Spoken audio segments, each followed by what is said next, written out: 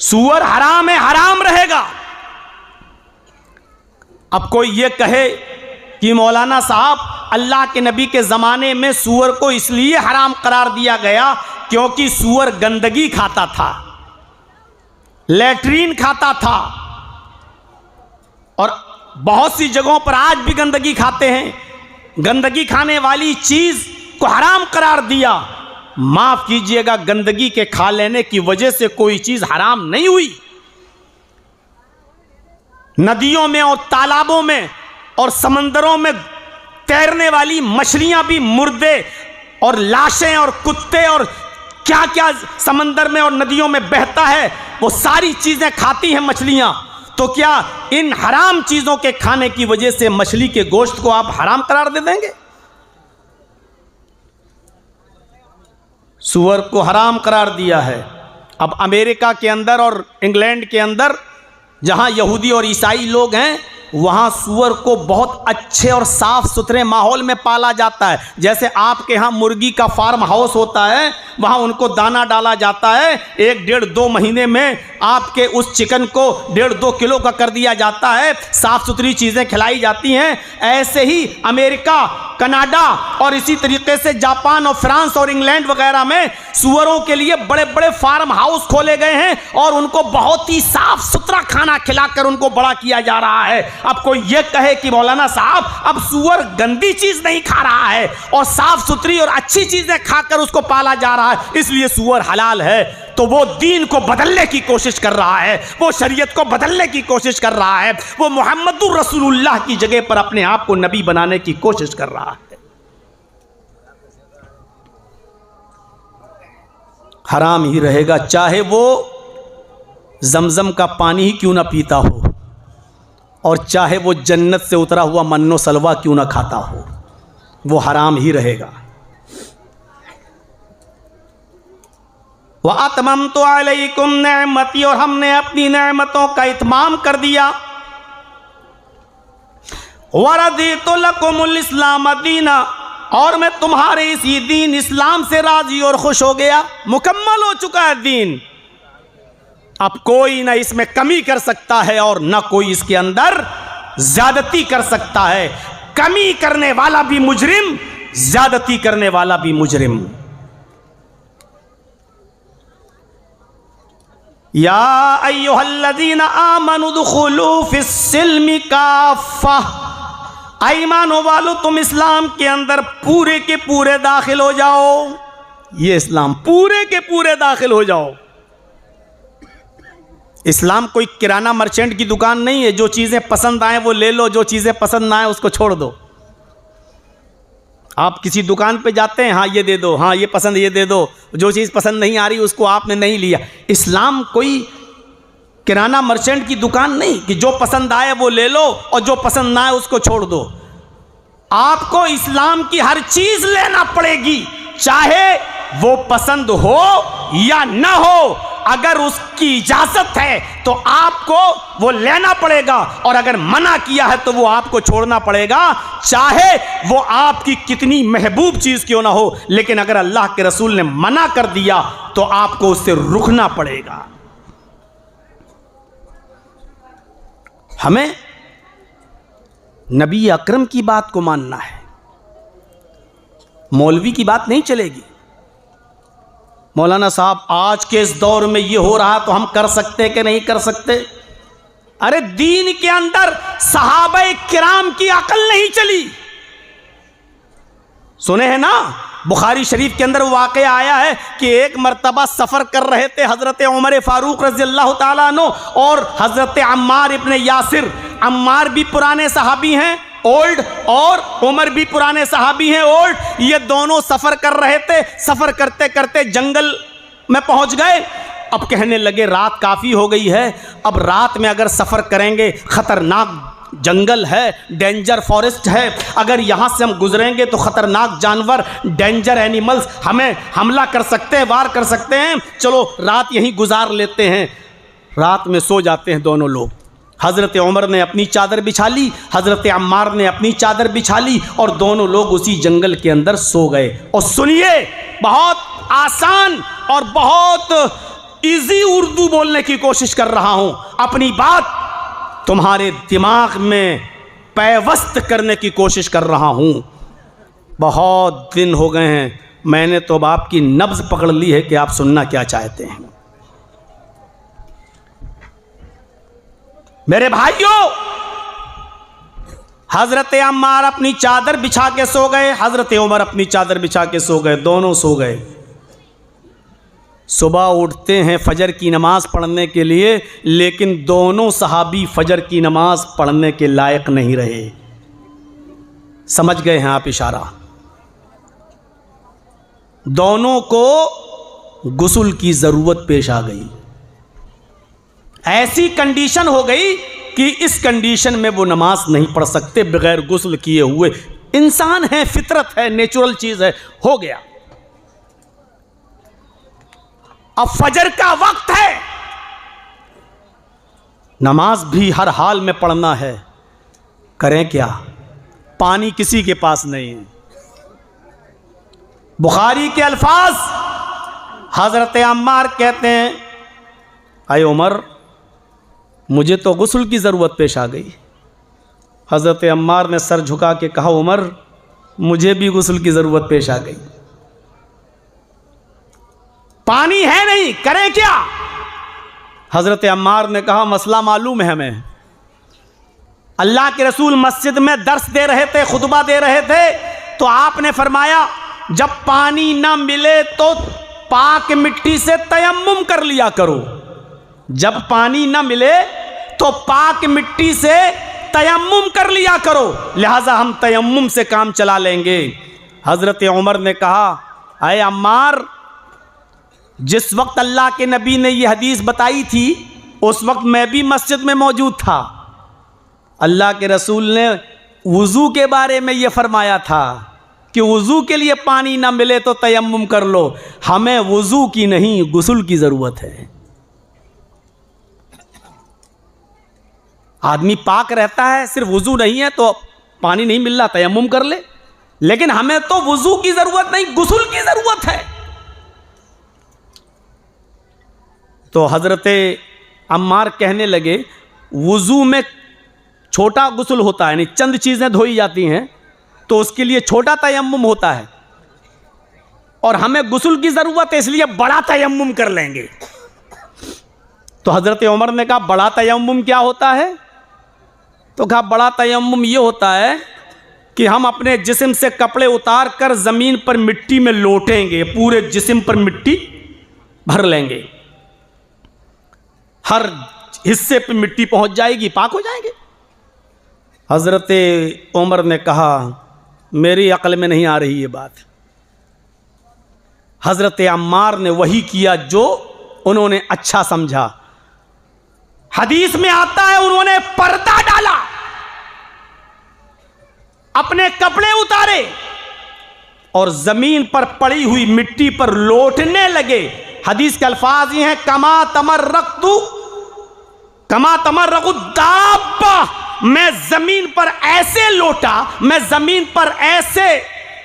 जमीन पर मिट्टी में ऐसे लोटने लगा जैसे चार पैर वाला जानवर जमीन में लोटता है, मिट्टी में ऐसे ऐसे करके पूरे जिस्म पर मैंने मिट्टी मल ली और नमाज पढ़ ली। हज़रत उमर कहने लगे, नहीं, जब तक पानी नहीं मिल जाएगा मैं नमाज नहीं पढ़ूंगा। हज़रत अम्मार की अपनी अकल, हज़रत उमर की अपनी अकल। कहा, ये तो हमने कभी देखा नहीं अल्लाह के रसूल को ऐसा करते हुए, और तुम ऐसा कर रहे हो। कहा, नहीं, तुम देख लेना, अल्लाह के रसूल के पास जब जाएंगे और मिलेंगे तो इंशाअल्लाह मेरी बात सही होगी। हज़रत उमर फारूक ने नमाज नहीं पढ़ी, सफ़र आगे बढ़ गए, सफ़र को आगे किया। जब शहर में पहुंचे तो सूरज निकल चुका था, पानी मिल गया। उन्होंने सबसे पहले गुस्ल किया और उसके बाद में छूटी हुई फजर की नमाज उन्होंने बाद में पढ़ी। अब अल्लाह के रसूल के पास जब पहुंचे, सफ़र ख़त्म हुआ, लौट के जब वापस आए, उस ज़माने में मोबाइल तो था नहीं, आजकल तो बड़ा लेटेस्ट ज़माना है। रात के 3 बजे भी फ़ोन आ जाता है, मौलाना साहब अल्लाह ने मुझे बेटा दिया है, क्या नाम रखूं? बेगैरत सुबह पूछ लेता। 3 बजे लोग फ़ोन करते हैं, मौलाना साहब बेटा पैदा हुआ, क्या नाम रखूं? याद रखिएगा, शरीयत में इशा की नमाज पढ़ने के बाद, इशा की नमाज पढ़ने के बाद बिला किसी ज़रूरत के, बिला किसी इमरजेंसी काम के आप किसी के घर का दरवाज़ा नहीं खटखटा सकते हैं। इसी तरीके से इशा की नमाज के बाद बिला किसी इमरजेंसी कॉल के और बिला किसी इमरजेंसी काम के आप किसी को कॉल भी नहीं कर सकते हैं। ये आदाब हैं, शरीयत में हर चीज़ मौजूद है। मौलाना साहब 25 सालों से आप आ रहे हो, बोल रहे हो, कभी मानी आपकी बात? सुनते हैं, कल भी आप कह के चले जाओगे, हम तो वही करेंगे जो करते चले आ रहे हैं, हम भी वही बोलेंगे जो बोलते चले आ रहे हैं। तुमको अपनी ज़िद, हमको अपनी ज़िद। मेरे भाइयों, हज़रत उमर फारूक और अम्मार इब्न यासिर का जब सफ़र ख़त्म हुआ तब दोनों अल्लाह के नबी के पास मदीने पहुँचे और कहा चलो अब पूछते हैं किसने सही किया, हमने ऐसा करके सही किया था या आपने नमाज छोड़ने के बाद पानी का इंतज़ार करके गुस्ल करके नमाज पढ़ी और सूरज निकलने के बाद नमाज पढ़ी, आपने सही किया। चले पूछते अल्लाह के रसूल से, हम दोनों में से एक ही सही होगा, कौन सही था? अल्लाह के नबी सल्लल्लाहु अलैहि वसल्लम के पास आए। अरे भाई कैमरा एक बार फिट कर लो ना यार। अल्लाह के नबी के पास आए और अल्लाह के नबी सल्लल्लाहु अलैहि वसल्लम को दोनों लोगों ने अपनी अपनी बात बताई। आपने कहा अच्छा, अल्लाह के रसूल दोनों को गुस्ल की ज़रूरत पेश आ गई। आपने कहा फिर क्या किया? हज़रत अम्मार ने कहा अल्लाह के रसूल तमर्रक़्तु कमा तमर्रक़ु दाब्बा, मैं तो ऐसे लोटा ज़मीन में जैसे जानवर लौटता है, चौपाया लौटता है। हमने तो पूरे जिस्म पर मिट्टी मल ली और उसके बाद नमाज पढ़ ली। पानी नहीं था तो क्या करते? आपने कहा अम्मार तुमने गलत किया। कहा उमर तुमने क्या किया? अब उमर खुश, इसका मतलब मेरी बात सही। हज़रत उमर ने कहा अल्लाह के रसूल मेरा दिल कह रहा था ये गलत कर रहे हैं, इसलिए मैंने नमाज ही नहीं पढ़ी थी, पानी का इंतज़ार किया। जब सुबह पानी मिला तो सबसे पहले गुस्ल किया और बाद में नमाज क़ज़ा की। आपने कहा उमर तुमने भी गलत किया। पता चला कि इस्लाम सहाबी की अक़ल पर भी नहीं। तो दोनों ने पूछा अल्लाह के रसूल अगर हम दोनों ने गलत किया तो सही क्या था? अल्लाह के नबी ने फरमाया फ़हा कज़ा यकफ़ीक, वुज़ू वाला तयम्मुम ही गुस्ल वाले तयम्मुम के लिए काफ़ी था। यानी जो वुज़ू का तयम्मुम है वही गुस्ल का भी तयम्मुम है, एक ही तयम्मुम है, बस आपको दोनों हाथ ज़मीन पे मारना थे ऐसे। तयम्मुम क्या है? तयम्मुम जब भी किसी को ज़रूरत पड़ जाए तयम्मुम की, या जो बीमार है वुज़ू नहीं बना सकते बेचारे, डॉक्टर ने पानी का इस्तेमाल मना किया है, तो वो तयम्मुम कैसे करेंगे? ये पाक मिट्टी है, ऐसे हाथ मारेंगे, ये दोनों हाथ ऐसे मारो और दोनों को फूंक लो, बस एक बार ऐसे, और उसके बाद में इसको चेहरे पे मल लो। मल लिया एक बार, और दायां हाथ का ये हथेली ये इस पर यहाँ लाइए और ऐसे कर लीजिए, ऐसे, और इसको लाइए बाएं हाथ की, उल्टे हाथ की हथेली को ऐसे लाइए यहाँ और ऐसे कर लीजिए। ये आपका तयम्मुम हो गया है और अब आप नमाज पढ़ सकते हो। बहुत से जाहिलों को मैंने देखा तयम्मुम भी वुज़ू की तरह करते हैं, ऐसे फिर ऐसे मिट्टी लेके ऐसे करते हैं, ऐसे मतलब नाक में भी ऐसे करते हैं। ये तयम्मुम नहीं है। दोनों हाथ ज़मीन पे मारिए, उसको फूंक लीजिए, चेहरे पे मलिए, दायां हाथ बाएं हाथ के ऊपर ऐसे फेरिए और बाएं हाथ दाएं हाथ के ऊपर ऐसे फेरिए। ये हो गया तयम्मुम। ये वुज़ू का भी तयम्मुम है, ये गुस्ल का भी तयम्मुम है। दोनों ने गलत किया। अब शरीयत क्या है? जो उमर ने किया वो नहीं, जो अम्मार ने किया वो नहीं। शरीयत वो है जो जनाब मोहम्मद रसूलुल्लाह ने बताया है, ये है शरीयत। अल-यौमा अकमलतु लकुम दीनकुम, मैंने आज तुम्हारे लिए तुम्हारे दीन को मुकम्मल कर दिया। अब कोई आदमी कहे नहीं हम पूरे हाथ में भी मिट्टी मल लें, पैर में भी मिट्टी मल लें, ज़्यादा मिट्टी मल लेंगे तो ज़्यादा अच्छा वो तयम्मुम हो जाएगा, तो इसका मतलब यह है कि वो रसूलुल्लाह को नबी नहीं समझ रहा है, वो अल्लाह के रसूल की शान में गुस्ताखी कर रहा है, वो मोहम्मद रसूलुल्लाह की रिसालत पर खयानत कर रहा है, डाका डाल रहा है। वो मरदूद इंसान है, मरदूद इंसान है, वो अपने आप को नबी बनाने की कोशिश कर रहा है। ये चीज़ समझने की कोशिश कीजिएगा। तो इस्लाम के अंदर पूरे के पूरे दाखिल हो जाओ, पूरे के पूरे। किराना मर्चेंट की तरह नहीं, जो पसंद आए वो हमारा, जो नहीं आए उसको छोड़ देंगे, नहीं। आपको हर हाल में इस्लाम के ऊपर अमल करना है, हर हाल में आपको वो चीज़ें मानना है। हज़रत मोहम्मद रसूलुल्लाह सल्लल्लाहु अलैहि वसल्लम के ये कह देने के बाद हज़रत अम्मार भी सर तस्लीम खम कर लेते हैं, हज़रत उमर भी बात मान लेते हैं। ये था दीन, ये था दीन। दोनों ने तस्लीम कर लिया। आपने जो कहा वो सही है, हम मान लिए, आज के बाद वही करेंगे जो आपने हमें बता दिया। मेरे भाइयों, गौर तो करो, क्या मोहब्बत थी अल्लाह के रसूल। जरा अंदाजा लगाइए आप, अल्लाह साहबा वो करते थे जो अल्लाह के नबी सल्लल्लाहु अलैहि वसल्लम कर रहे हैं। अल्लाह के नबी सल्लल्लाहु अलैहि वसल्लम ने नमाज पढ़ाई। उस जमाने में बहुत खजूर के पत्तों की छतें हुआ करती थीं, लेंटर ऐसे नहीं पड़ते थे, ज़मीन बहुत गर्म हो जाया करती थी। नंगे पैर अगर ज़मीन पर खड़े होकर नमाज पढ़ेंगे तो पैरों में छाले और फलक पड़ जाया करते थे। इसलिए अल्लाह के नबी भी जूते पहनकर नमाज पढ़ा करते थे और सहाबा भी जूते पहनकर नमाज पढ़ा करते थे। और आज भी अगर ऐसी कंडीशन कहीं हो जहां आपको सिर्फ ज़मीन मिल रही हो, छत न हो, तो वहाँ पर भी आप जूते पहनकर नमाज पढ़ सकते हैं। शरीयत में इस बात की इजाज़त है। जनाजे की नमाज में तो जूते पहने ही जाते हैं। बहुत से जाहिलों को हमने देखा क्या करते हैं, नमाज पढ़ेंगे जनाजे की तो जूते या चप्पल में से पैर निकालेंगे और उसके ऊपर खड़े हो जाएंगे। अरे अल्लाह के बंदे, बात तो फिर भी वही हुई। जूता तो है तेरे पैर के नीचे ही, तेरे पैर में हो या पैर के नीचे हो, है तो पैर के नीचे ही। बहुत से जाहिलों को हमने देखा, जूते उतार लेंगे या चप्पल से पैर निकालेंगे, उसी के ऊपर खड़े हो जाएंगे, फिर पढ़ेंगे जनाजे की नमाज। चप्पल पे खड़ा है, जूते पे खड़ा है। मेरे भाइयों, जूते पहनकर नमाज पढ़ना जायज। अल्लाह के नबी नमाज पढ़ा रहे हैं और सहाबा आपके पीछे नमाज पढ़ रहे हैं। पहली रकात है, अचानक नमाज ही की हालत में अल्लाह के रसूल ने अपने दोनों जूते उतारे और उसको आपने बाएं तरफ, लेफ्ट साइड में आपने उसको रख दिया। नमाज कौन पढ़ा रहा है? नबी अकरम। हदीस अबू दाऊद की किताबुस सलात उठाकर देखिए, दोनों जूते उतारे और उतारने के बाद लेफ्ट साइड में रख दिया। सहाबा जो नबी के पीछे नमाज पढ़ रहे थे, उन्होंने देखा हमारे नबी ने जूते उतार दिए, उन्होंने भी दोनों जूते उतारे और अपने अपने लेफ्ट साइड में सब ने रख दिए। जब अल्लाह के नबी ने सलाम फेरा, अस्सलामु अलैकुम वरहमतुल्लाह, अस्सलामु अलैकुम वरहमतुल्लाह, और जब मुक्तदियों की तरफ आपने नमाजियों की तरफ चेहरा किया तो क्या देखते हैं? सबके बाएं तरफ लेफ्ट साइड में जूते रखे हुए। आपने देखकर कहा, ये क्या है, ये जूते कैसे?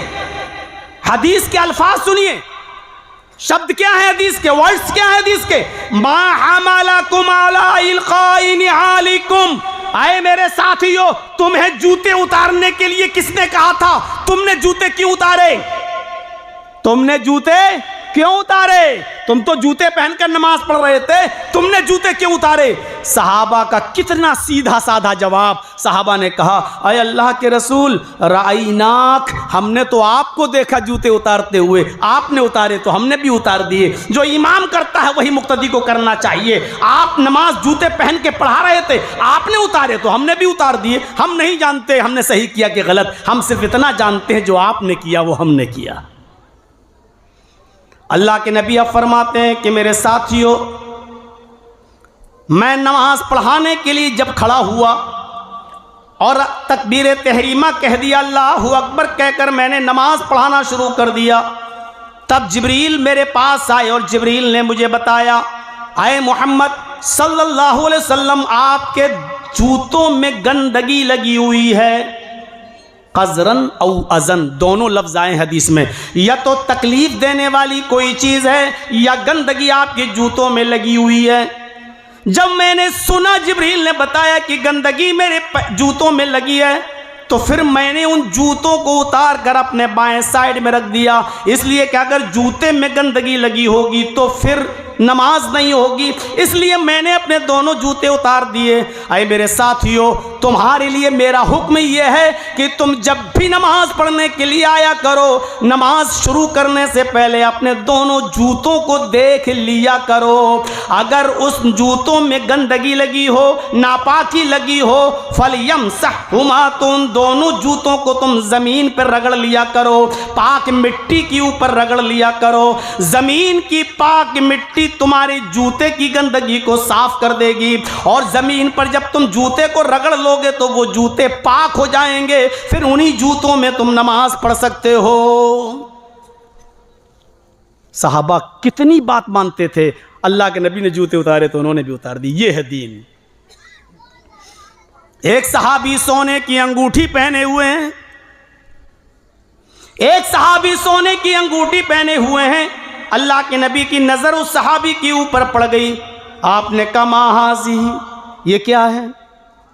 कहा अल्लाह के रसूल सोने की अंगूठी पहने हुए हूं।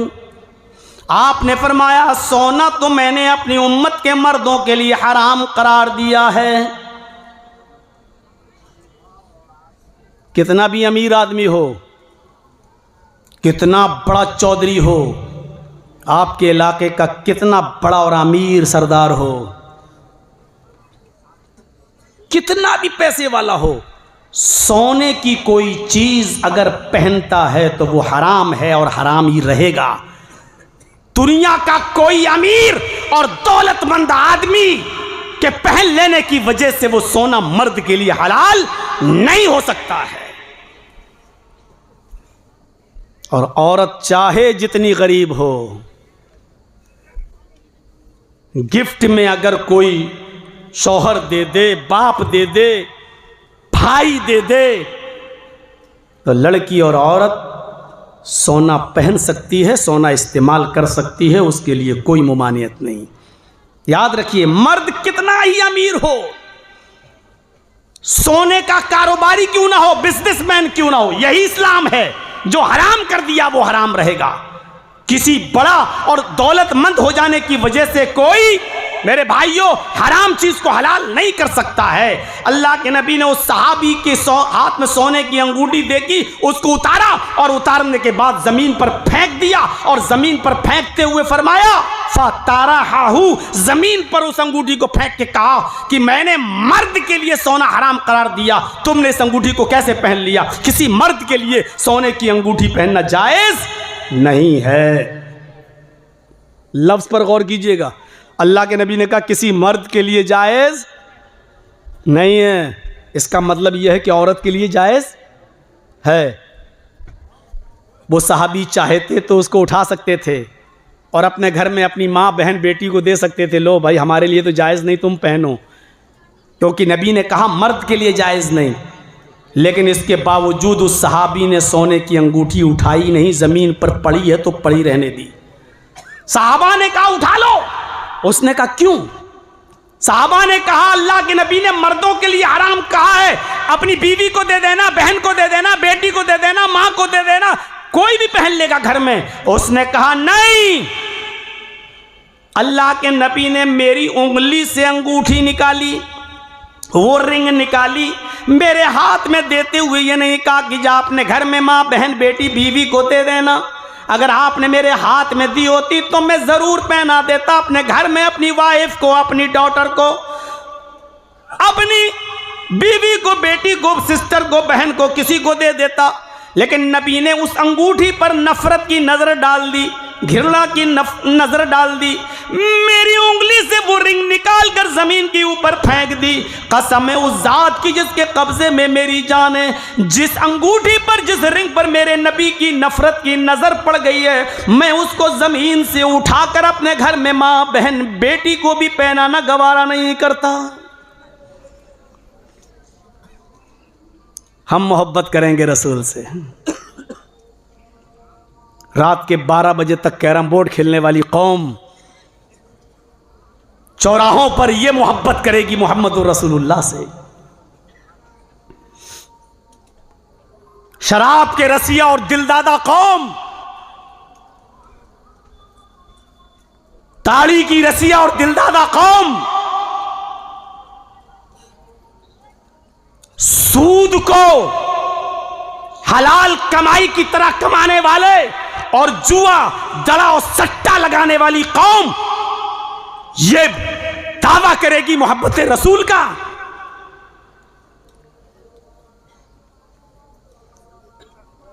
इंसानों की जिंदगी से खेलने वाली कौम और पूरी नस्लें इंसानी को तबाही और बर्बादी के ढह में बहा देने वाली कौम,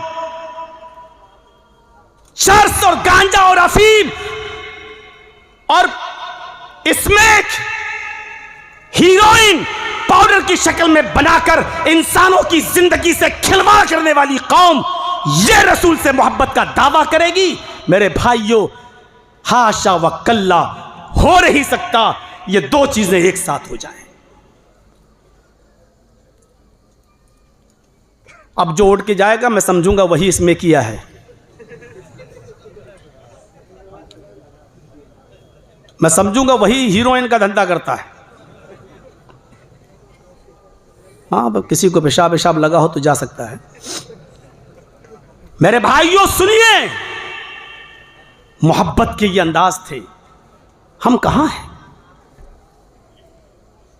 हजरत मुआज इब्ने जबल रजी अल्लाह ताला अन्हु कहते हैं कि अल्लाह के नबी जनाब मोहम्मद रसूलुल्लाह सल्लल्लाहु अलैहि वसल्लम ने मुझे 10 बातों की वसीयत की। मुस्नद अहमद की रिवायत है, मुझे 10 बातों की वसीयत फरमाई। 10 बातें मैं नहीं बता पाऊंगा आज, मैं सिर्फ 5 चीजें बतला रहा हूं। नाम तो 10 का बता दूंगा लेकिन समझाऊंगा सिर्फ 5 चीजें। मुआज इब्ने जबल कहते हैं कि अल्लाह के नबी सल्लल्लाहु अलैहि वसल्लम ने मुझे 10 चीजों की वसीयत की। क्या ये 10 चीजें हमारे अंदर पाई जा रही हैं? सुनिए, देखिए, पहली चीज फरमाया, पहली चीज, ला तुशरिक बिल्लाहि शैअन इन कुतिलता हुर्रिकता। आए मुआज, अपनी पूरी जिंदगी में कभी शिरक मत करना, अल्लाह के साथ किसी को शरीक मत ठहराना, शिरक मत करना, यानी अल्लाह की जातो सिफात में किसी दूसरे को शरीक मत करना। यह अल्लाह की सिफत है कि वो बेटा दे या बेटी दे, या बेटे ही बेटे दे या बेटियां ही बेटियां दे, या चाहे तो कुछ न दे, ये उसकी सिफत है। किसी और के अंदर ये मत मानना। उसके अलावा किसी और को सजदा मत करना, उसके अलावा किसी से हाजत रवाई और मुश्किल कुशाई का सवाल मत करना।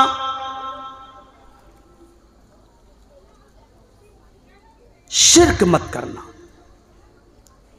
और जाहिर है रहमे मादर में बनाए वो, औरत के पेट में बच्चे को पूरी तकलीक करे वो, तो मुस्तहिक वही है कि उसी को पुकारा जाए। अयहसबुल इंसानु अन युतरका सुदा अलम यकुन नुतफतम मिन मनी युमना सुम्मा काना अलकतन फखलक फसव्वा फजअल मिन्हु ज़ौजैनि ज़करा वल उन्सा अलैसा ज़ालिका बिक़ादिरिन अला अन युह्यियल मौता। इंसानों, क्या तुम ये समझते हो कि अल्लाह तुम्हें ऐसे ही छोड़ देगा और तुम्हारा हिसाब व किताब न करेगा? तुम्हें ऐसे ही मर जाने देगा और मरने के बाद दोबारा जिंदा नहीं करेगा? क्या तुम ये सोचते हो?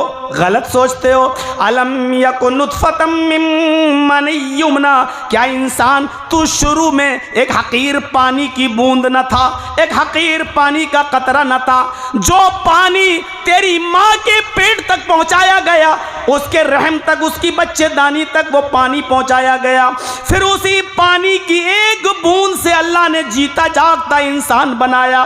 फखलक फसव्वा, बना सवा कर दुरुस्त कर दिया। उसी पानी के कतरे से तेरी आंखें बनाई, तेरी नाक बनाई, तेरा कान बनाया, तेरे होंठ बनाए, तेरे हाथ बनाए, तेरे पैर बनाए, तेरे हाथों में और पैरों में उंगलियों के जोड़ बनाए, तेरे हाथों को और पैरों को मोड़ने की सलाहियत दी है, तेरे बाल उगाए, तुझे नाखून दिए खुजाने के लिए, चलने के लिए पैर दिए। ये सारे काम अल्लाह ने रहमे मादर में किए, औरत के पेट के अंदर किए। ओ तेरी माँ खाना खा रही थी और अल्लाह तेरी माँ के पेट के अंदर तेरा सर बना रहा था। तेरी माँ चल रही थी और अल्लाह तेरी माँ के पेट के अंदर तेरी आंखें बना रहा था। तेरी माँ सो रही थी और अल्लाह तेरी माँ के पेट के अंदर तेरा दिल बना रहा था। अल्लाह ने उसी पानी के कतरे से इतना नरम भेजा बनाया कि 2 उंगलियों के बीच में रख के मसलना चाहो तो मसल दो, और उसी पानी के कतरे से अल्लाह ने इतनी मजबूत खोपड़ी बनाई कि हथौड़ा मारो तब जाकर टूटे, इतनी मजबूत हड्डी भी बनाई। फजाला मिनहु ज़ौजैन ज़कर वल उन्सा, उसने रहमे मादर के अंदर नर भी बना दिया, मादा भी बना दिया, लड़का और लड़की भी बना दिया।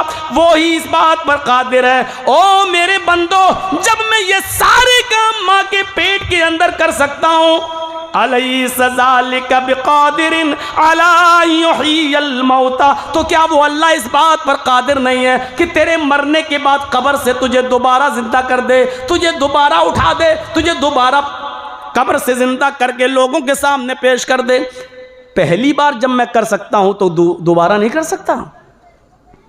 कोई काम ये माइक वाला जिसने माइक बनाया, जब पहली बार बना लिया, इसको मैं तोड़ के फेंक दूं तो दोबारा बना लेगा कि नहीं बना लेगा? जब पहली बार बना सकता है जो मुश्किल काम है, जब पहली बार बना लिया तो दोबारा तो बहुत आसान है। जब अल्लाह इंसानी शक्ल में हमें, जबकि हमारा वजूद भी नहीं था, जब वो वजूद में ला सकता है, तो जब वजूद आ चुका है तो इस वजूद को दफनाने के बाद क्या दोबारा वो जिंदा नहीं कर सकता? वो हमें क्या दोबारा हमें इस मिट्टी से उठा नहीं सकता? अलैसा ज़ालिका बिक़ादिरिन अला युह्यिल मौता, क्या वो इंसानों को दोबारा जिंदा नहीं कर सकता? मेरे प्यारे साथियों, सब कुछ अल्लाह करता है। इंसान के जिस्म में जो नसें और रगें और जोड़ हैं, अगर उनको लाइन से मेडिकल साइंस पढ़िए और डॉक्टरों से पूछिए, मेरे भाइयों, इनको अगर लाइन से लगा दिया जाए, एक जोड़ को दूसरे जोड़ के साथ, एक नस को दूसरी नस के साथ, एक रग को दूसरी रग के साथ, तो एक इंसान 980 मील पहुंच जाएगा। 980 मील तक इंसान का जिस्म पहुंच जाएगा। 980 मील फैले हुए इस जिस्म को समेटकर एक बालिश्त से भी छोटी बच्चेदानी के अंदर उस अल्लाह ने कैद कर दिया। ऑक्सीजन उसने पहुंचाया, हवा उसने पहुंचाई, खाना पेट के अंदर उसने पहुंचाया, तमाम जिंदगी के सामान उसने मां के पेट के अंदर किए। और जब तू पेट से बाहर आया तो अभी तक तेरी माँ की पिस्तान सूखी हुई थी, लेकिन तेरे बाहर आने से पहले अल्लाह को तेरी इतनी फिक्र थी कि उसने तेरी माँ की पिस्तान को मिल्क से, दूध से भर दिया, ताकि आए मेरे बंदे तुझे कोई तकलीफ ना हो, तू दुनिया में आए तो सबसे हल्का फुल्का गिज़ा खाता रहे, पीता रहे। तुझे पैदा होते ही तेरी माँ की पिस्तान में हमने तेरी गिज़ा भर दी। मेरे भाइयों, कितना नाशुक्र है वो इंसान कि जब अल्लाह रब्बुल आलमीन माँ के पेट से बच्चे को पैदा कर दे और बाहर निकाल दे, और फिर अल्लाह का नाम लेकर गैरों का नाम ले ले और दूसरों का नाम ले ले और ये कहे कि ये फलां ने दिया है, अल्लाह की कोई कुदरत नहीं। नाशुक्री है ये। आए माज शिरक मत करना। इन कुतिलता हुर्रिकता, चाहे तुझे कत्ल कर दिया जाए या तुझे जला कर राख कर दिया जाए, अपने आप को जलाकर राख करवा लेना, लेकिन शिर्क मत करना। एक चीज होती है कुफ्र और एक चीज होती है शिर्क। अगर किसी की जान जा रही हो, मुसीबत हो और उससे कुफ्र कराया जा रहा हो, तो अपनी जान बचाने के लिए कुफ्र किया जा सकता है। लेकिन अगर किसी की जान जा रही है और उससे शिर्क कराया जा रहा हो बचने के लिए, तो जान बचाने के लिए शिर्क नहीं किया जा सकता है। दोनों के अंतर को समझिएगा। अगर कोई कमपट्टी पे बंदूक रख के कहो अल्लाह नहीं है, अल्लाह का इनकार कर, तो अल्लाह का इनकार करने, जान बचाने के लिए किया जा सकता है। कोई ये कहे कि अल्लाह का इनकार कर तब तेरी जान बख्शेंगे वरना शूट कर देंगे, और अल्लाह का इनकार करने से जान बच रही है, तो जान बचाने के लिए अल्लाह का इनकार किया जा सकता है, लेकिन वो भी दिल से नहीं, ज़बान से। घर आने के बाद फिर कह दो कि अल्लाह मैंने दिल से तेरा इनकार नहीं किया था, अशहदु अल्ला इलाहा इल्लल्लाह व अशहदु अन्ना मुहम्मदन अब्दुहु व रसूलुहु, क्योंकि दिल का हाल तो अल्लाह जानता है। लेकिन अगर कोई शिर्क करवाए और ये कहे कि मेरे सरदार को सजदा करो, मुझे सजदा करो, मेरे आका मेरे मालिक को सजदा करो, तब मैं तुझे छोड़ूंगा वरना शूट कर दूंगा, तो अपनी जान बचाने के लिए किसी के सामने सर नहीं झुकाया जा सकता है, सजदा नहीं किया जा सकता है। सर कटवा लेना, आग में जलाया जाए तो जलवा लेना, जलाकर राख किया जाए तो करवा लेना, शूट किया जाए तो शूट हो जाना, लेकिन अल्लाह को छोड़कर किसी और के सामने सजदा नहीं करना। शिर्क और कुफ्र के अंतर को समझने की कोशिश कीजिए।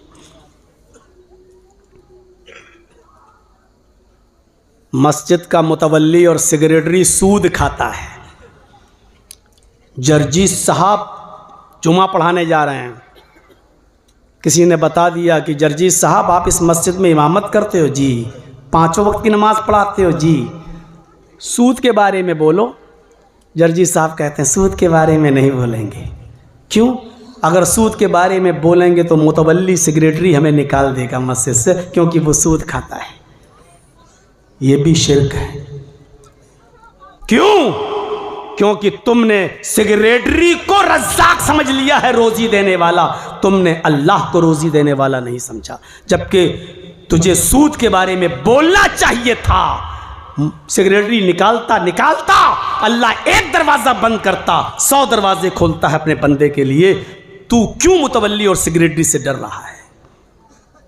मुझ में एक ऐब बड़ा है कि वफादार हूं मैं। बोलते वक्त मुझे होश नहीं रहता कि मैं क्या बोल रहा हूं और किसके ऊपर जा रही है ये बात। बाद में जब मैं अपनी तक़रीर सुनता हूं तब सोचता हूं कि ये नहीं बोलना चाहिए था। मेरे भाइयों, शिर्क और कुफ्र को समझने की कोशिश करो। पहली चीज क्या बताई? इन ला तुश्रिक बिल्लाहि शैयन इन कुतिलता हुर्रिकता।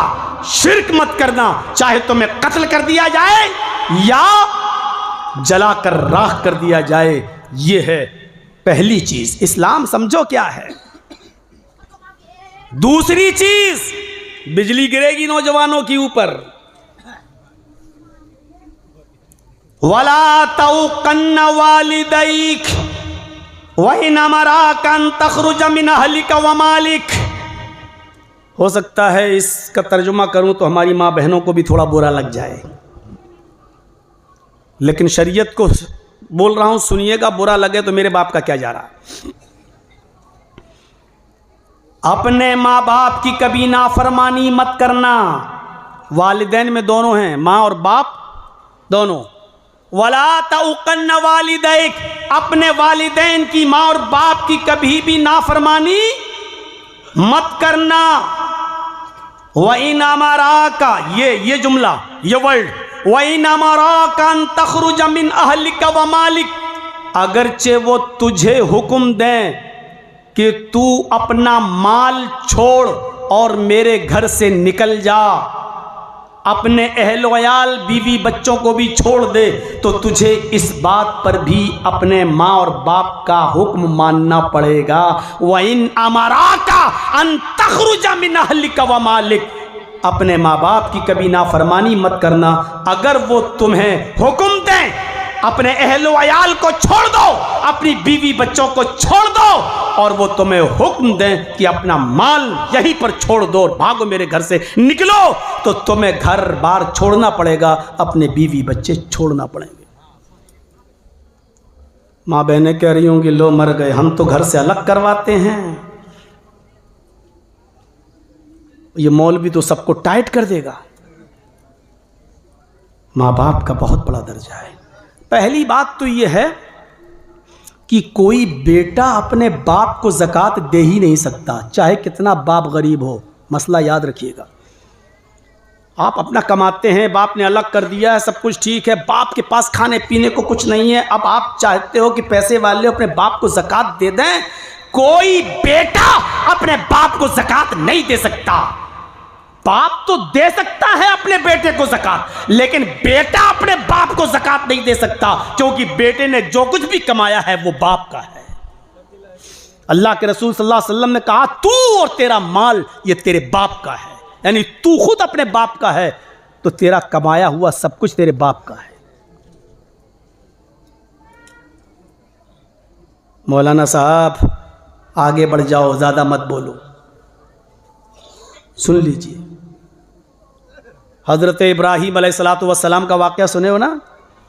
इस्माईल अलैहिस्सलाम से मिलने गए, मुल्क शाम वो रहते थे। जब मिलने गए तो उन्होंने वहां शादी कर रखी थी। दरवाजे को दस्तक दी, इस्माईल अलैहिस्सलातु वस्सलाम घर में नहीं थे, उनकी बीवी ने दरवाज़ा खोला, सामने बूढ़ा आदमी देखा, वो पहचान नहीं पाई ये कौन है, वो नहीं जानती थी। पूछा कि बेटी तुम कौन हो? कहा कि मैं इस्माईल की बीवी हूँ। कहा कि इस्माईल कहाँ है?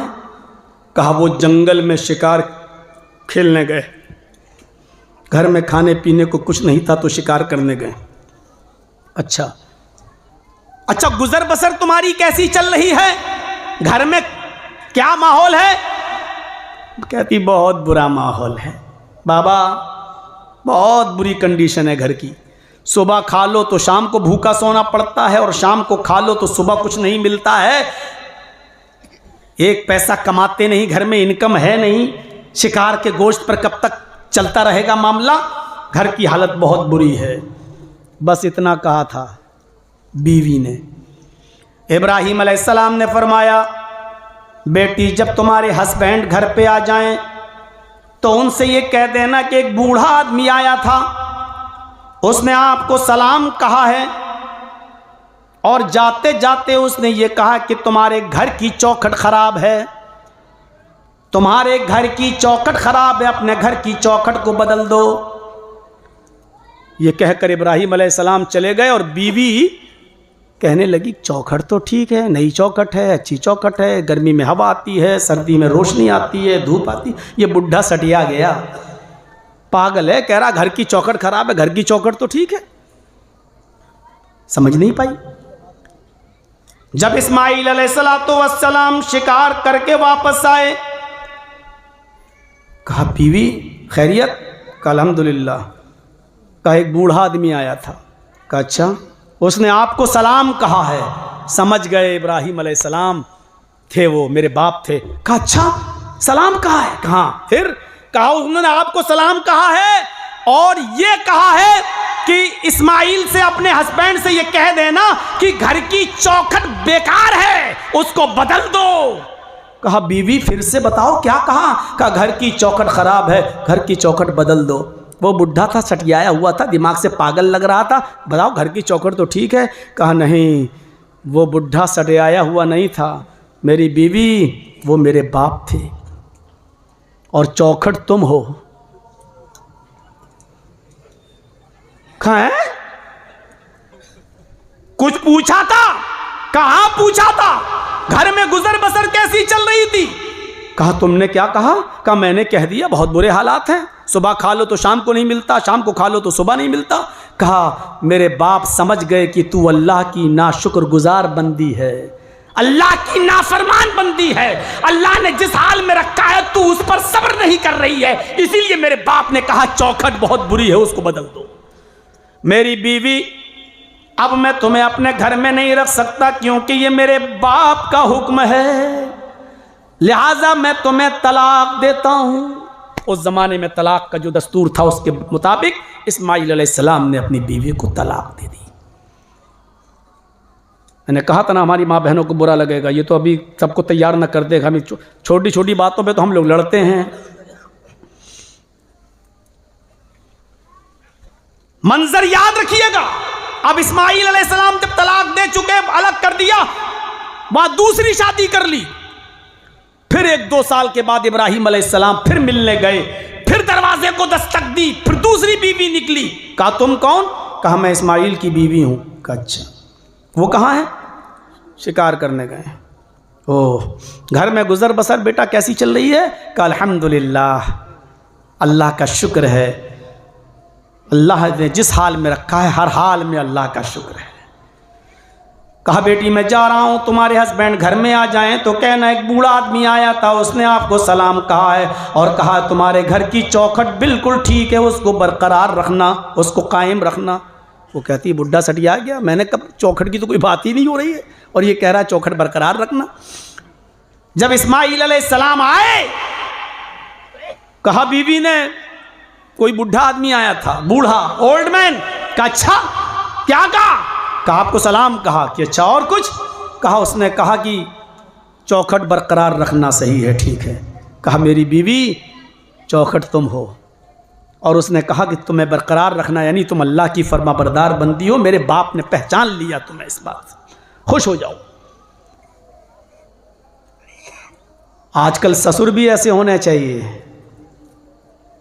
इम्तहान लें अपनी बहुओं का कि वो अल्लाह की शुक्रगुजार हैं या नहीं। नाफरमान तो नहीं है, लेकिन उसके लिए ससुर जी को खुद अल्लाह का फरमाबरदार बनना पड़ेगा। ससुर जी खुद हुक्का पीते हों और उम्मीद रखें कि मेरे बेटे की बीवी बहुत अच्छी हो, जो मेरा बेटा मेरे कहने पे चले। जब तू अल्लाह और उसके रसूल के कहने पे नहीं चल रहा है तो तेरी औलाद तेरे कहने पे चलेगी। मेरे भाइयों, वला तौकन्न वालिदैक, अपने माँ बाप की कभी ना फरमानी मत करना किसी भी कंडीशन में। माँ बाप बहुत बड़ी, मुझसे पूछिए, अभी 1.5 साल हुआ है मेरे वालिद को इंतकाल किए हुए, अब मुझे कितनी कमी महसूस होती है। मेरी गोद में जिन्होंने आखिरी सांस ली हो, अब कमी महसूस होती है। अब समझ में आता है कि बाप को क्यों बाप कहा गया है, क्या होता है वो, तसव्वुर कीजिए आप। और बाप के साथ खिदमत करने के वाकयात और मामलात वो बतला रहा है जिसने पैदा होने के बाद अपने बाप को नहीं देखा।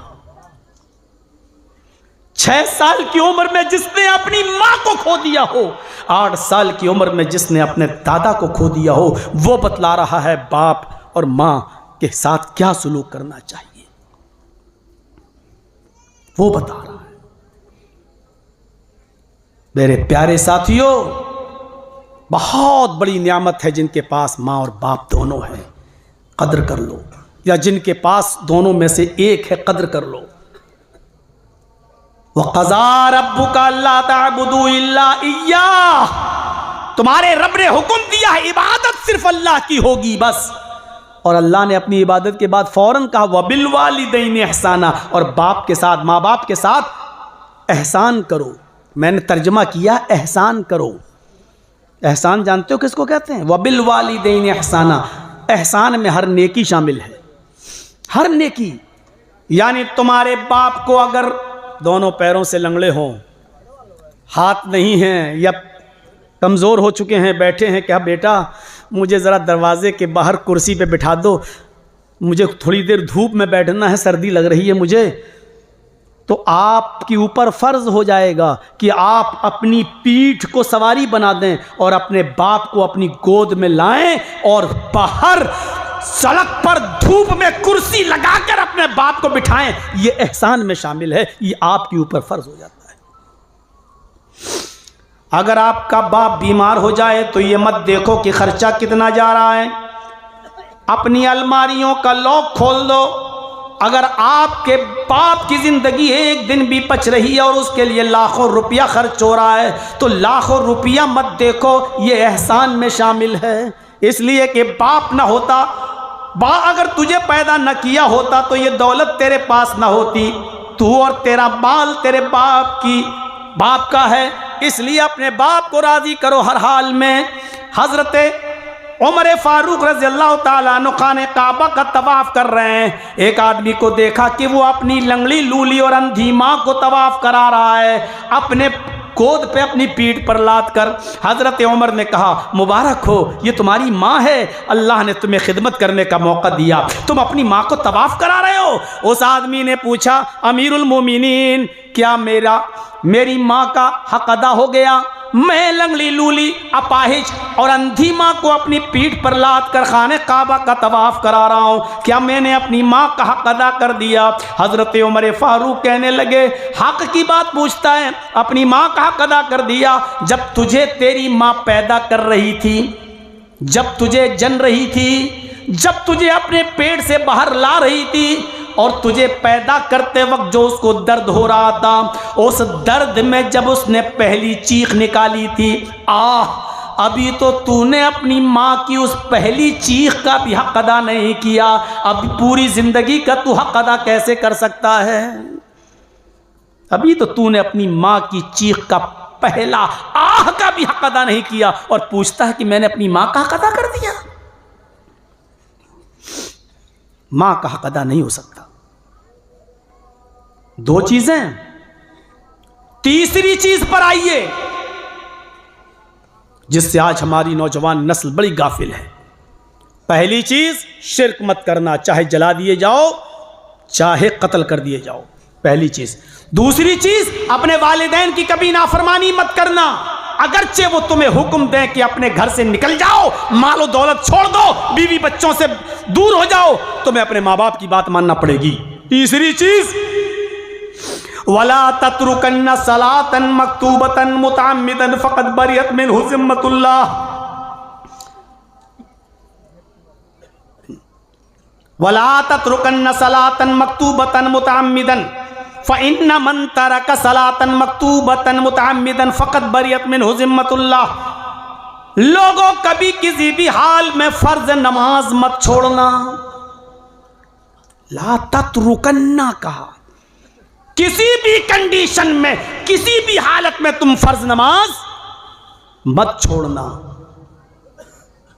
फ़इन्न मन तरक सलातन मक्तूबतन मुतअम्मिदन, इसलिए कि जो कसदन जानबूझकर आमदन फर्ज नमाज तर्क कर देता है, फर्ज नमाज छोड़ देता है, फ़क़द बरियत मिन्हु ज़िम्मतुल्लाह, तो अल्लाह की फिर उसके ऊपर कोई जिम्मेदारी नहीं रहती।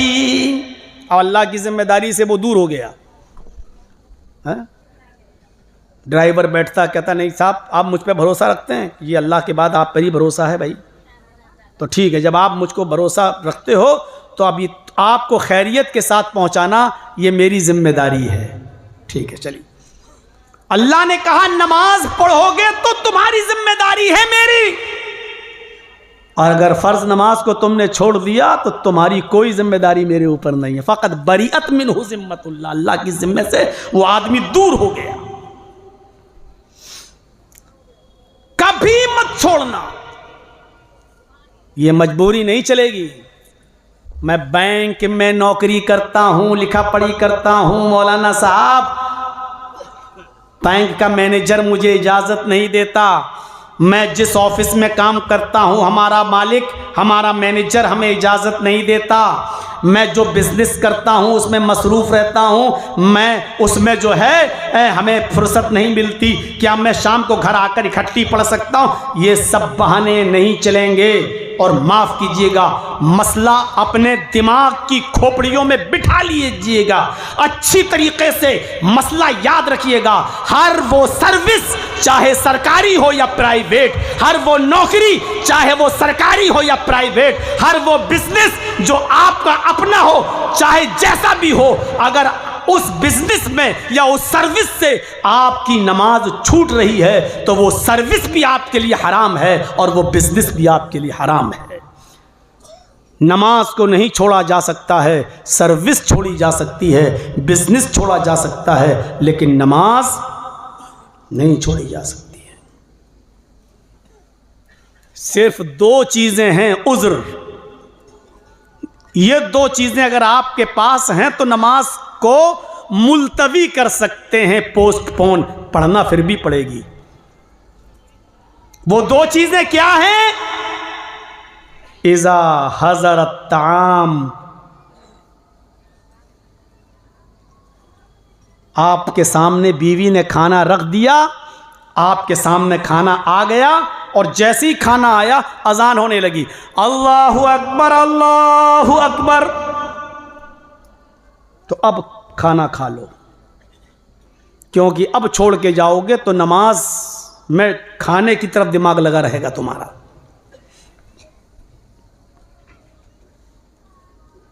अजान हो रही है और बीवी कह रही बैठो अभी मैं खाना लेकर आ रही हूं, और खाना आने से पहले अगर अजान हो जाए तो फिर पहले नमाज पढ़ने जाओगे। हाज़रा का लफ्ज है, अगर हाजिर हो जाए खाना और खाना आ जाने के बाद अगर अजान हो रही है तो पहले खाना खा लो, उसके बाद आप नमाज पढ़ने जाइए।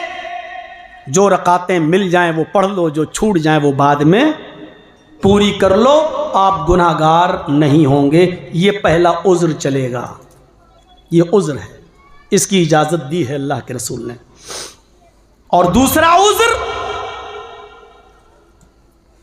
अजान हो रही है और यहां अजान होते ही आपको क़ज़ाए हाजत की जरूरत पेश आ गई, लेटरीन पेशाब की जरूरत पेश आ गई, तो जाहिर बात है कि ये चीज रोकने से रुकती नहीं है। बहुत कोशिश करने के बाद रोक भी लिया तो नमाज पढ़ोगे तो पेशाब रोकोगे, नमाज पढ़ोगे तो डिस्टर्ब होगा, खलल होगा नमाज में।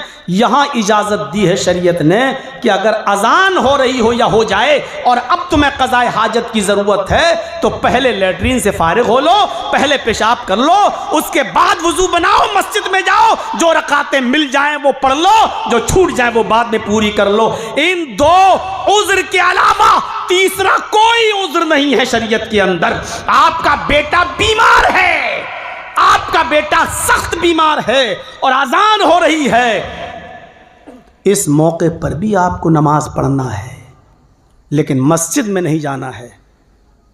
जल्दी से अपने घर में वुजू बनाइए और जल्दी से सिर्फ फर्ज रकातें अदा कर लीजिए बस। ला तत्रुकन्न सलातन मक्तूबतन मुतअम्मिदन, फर्ज नमाज कभी मत छोड़ना, किसी भी कंडीशन में मत छोड़ना। आपका बेटा बीमार है, इधर अजान हो रही है, अजान के बाद 15 मिनट के बाद जमात होगी, जमात में भी इमाम साहब अगर लंबी लंबी सूरतें पढ़ देंगे तो और 10 मिनट चले जाएंगे।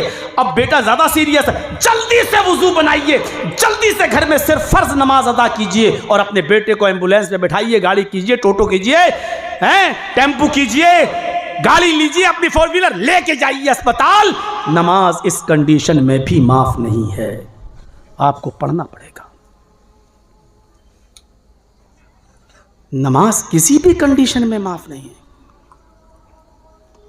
किसी भी कंडीशन में। हमारी मां बहनों को चंद दिन की छूट मिल जाती है बस, उसके अलावा कोई कंडीशन में माफ नहीं है। उनको अपने महीने के चंद दिनों के लिए नमाजें छोड़ना पड़ती हैं। उनको भी अल्लाह के रसूल ने कहा कि अब इसको दोहराने की ज़रूरत नहीं है, बाद में पढ़ने की ज़रूरत नहीं है। लेकिन याद रखें कि हमारी माँ बहनें भी जिस दिन वो पाक होंगी, जिस दिन उनका पीरियड बंद होगा, उनको उसी वक्त गुस्ल करना है, उसी वक्त गुस्ल करना है और नमाज पढ़ना है। अगर वो 3 बजे 4 बजे दिन में पाक होती हैं, असर का वक्त शुरू हो चुका है, फौरन गुस्ल करेंगी और असर के वक्त अब असर की नमाज नहीं पढ़ेंगी, जोहर की 4 रकात पढ़ेंगी और 4 रकात असर की पढ़ेंगी। जोहर और असर वो जमा करके पढ़ेंगी, याद रखिएगा, यहां मुसाफिर वाला हुक्म होगा उनके ऊपर, क्योंकि अगरचे जोहर का वक्त निकल गया लेकिन असर का वक्त है और मुसाफिर जोहर और असर दोनों को एक साथ पढ़ सकता है। इसलिए वो औरत जो 3:30 बजे पाक हो रही है और असर का वक्त शुरू हो चुका है, तो असर के वक्त नहाएगी और नहाने के बाद 4 रकात जोहर पढ़ेगी और 4 रकात वो असर पढ़ेगी। हाँ, अगर जोहर से पहले पाक होती है तो सिर्फ जोहर की नमाज पढ़ेगी, फिर असर के वक्त असर की पढ़ेगी। लेकिन अगर असर के बाद पाक हो रही है तो जोहर भी पढ़ेगी और असर भी पढ़ेगी। यही हाल मगरिब का है। अगर कोई औरत रात में 10 बजे पाक हो रही है तो 10 बजे वो नहाएगी, गुस्ल करेगी, 3 रकात मगरिब पढ़ेगी और 4 रकात इशा पढ़ेगी। 3 मगरिब और 4 इशा, ये रकातें पढ़ने के बाद मगरिब और इशा को जमा करेगी। मेरे भाइयों, हाँ, अगर मगरिब से पहले पाक हो रही है तो जोहर और असर दोनों पढ़ेगी। मगरिब के बाद पाक हो रही है और इशा का वक्त शुरू नहीं हुआ है तो सिर्फ मगरिब पढ़ेगी, और इशा के बाद पाक हो रही है तो मगरिब और इशा दोनों पढ़ेगी। याद रखिएगा,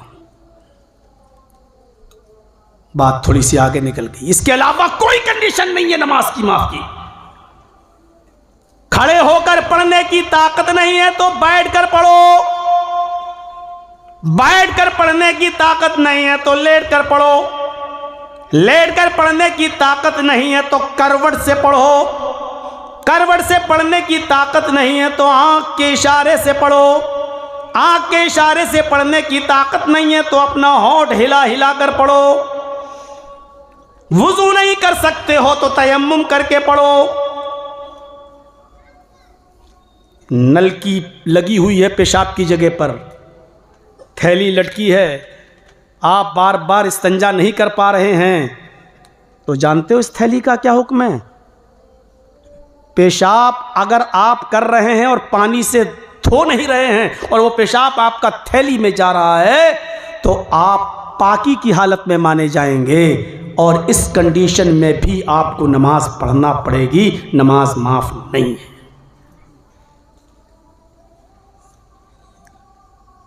कहाँ हैं हम और आप? बहुत मामूली समझ रखा है ना नमाज के मामले को। इस कंडीशन में भी नमाज पढ़ना पड़ेगी। और 100 की एक बात आपको कह दूं,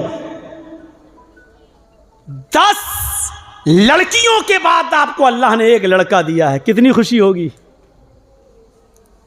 6 लड़कियों के बाद एक लड़का आपके घर में पैदा हुआ, कितनी खुशी होगी। आप फूले नहीं समा रहे मारे खुशी के कि आज हमें लड़का हुआ, अल्लाह ने मुझे बेटा दिया है।